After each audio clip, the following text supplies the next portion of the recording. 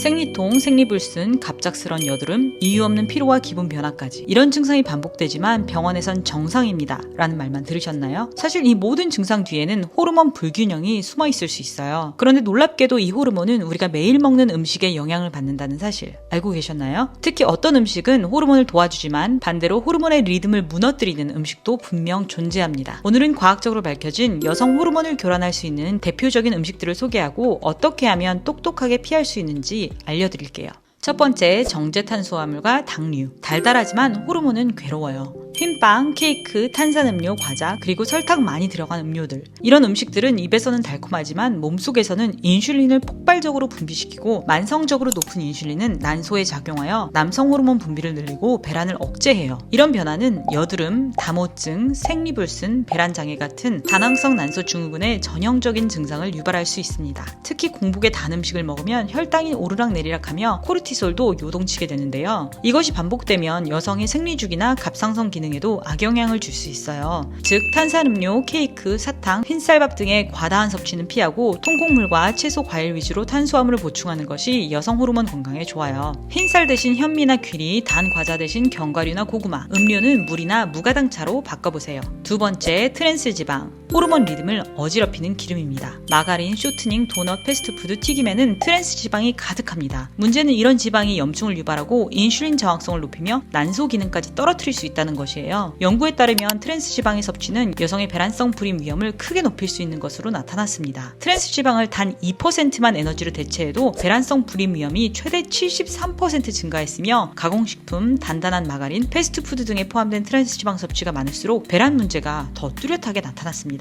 트랜스 지방은 인슐린 저항성을 높이고 염증을 유발하며 배란 조절에 중요한 피파 감마 수용체의 발현을 최대 40%까지 낮추는 역할을 합니다. 이는 마가린, 패스트푸드, 일부 과자류 등에 들어있는 트랜스 지방이 여성의 호르몬 균형과 난소 기능에 악영향을 줄 수 있다는 뜻입니다. 특히 임신을 계획 중이거나 생리주기가 불규칙한 여성이라면 식단에서 트랜스 지방을 줄이고 건강한 지방으로 대체하는 것이 중요합니다. 튀김보다는 구이나 찜으로 한번 드셔보세요. 세 번째, 술. 간만 힘든 게 아닙니다. 알코올은 간에서 분해될 때 에스트로겐 대사를 방해하고 혈중 에스트로겐 수치를 높일 수 있어요. 간은 원래 에스트로겐을 분해해 배출하는 중요한 역할을 하는데 알코올이 간의 해독 효소의 작용을 방해하면서 이 과정이 지연되거나 제대로 작동하지 않게 됩니다. 그 결과 혈중 에스트로겐 수치가 비정상적으로 높아질 수 있고 이는 에스트로겐 우세증, 자궁 내막증, 유방 압통과 같은 호르몬 민감성 질환을 악화시킬 수 있어요. 특히 폐경전 여성은 이러한 호르몬 변화에 더 민감하게 반응합니다.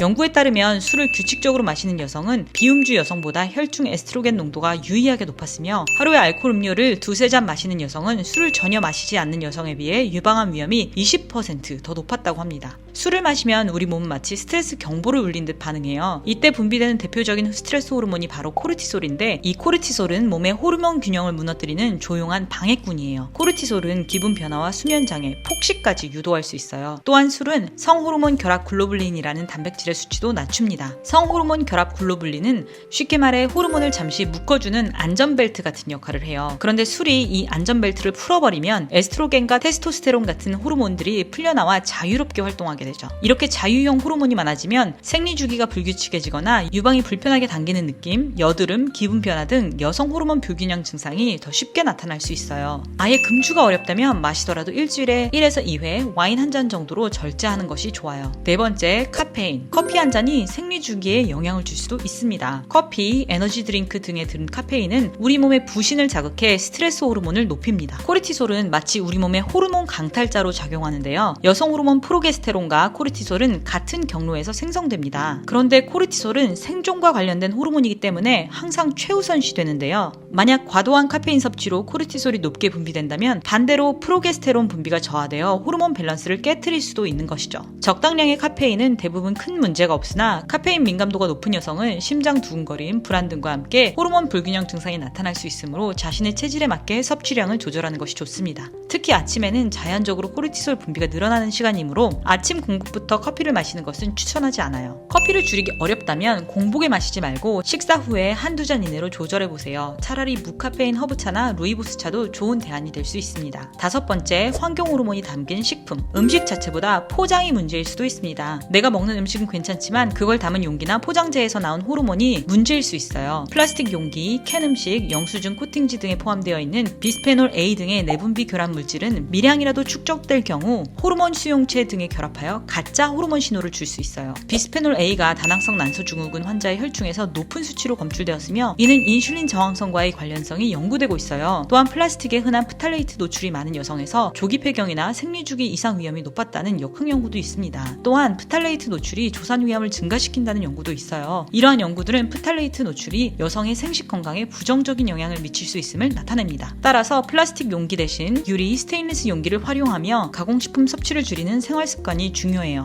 우리가 매일 먹는 음식과 음료, 그리고 그걸 담는 그릇까지 생각보다 많은 요소들이 여성 호르몬 리듬을 뒤흔들 수 있어요. 하지만 너무 겁먹을 필요는 없어요. 완벽하게 끊기보다는 오늘부터 조금씩 덜 먹고 조금씩 바꿔보는 것이 가장 현실적이고 효과적인 방법입니다. 여성 호르몬은 우리의 감정, 체중, 생리, 피부, 수면까지 좌우하니까요. 내 몸의 언어에 귀 기울이고 식탁에서부터 호르몬을 위한 선택을 해보세요. 모두의 건강 그리고 행복을 응원합니다.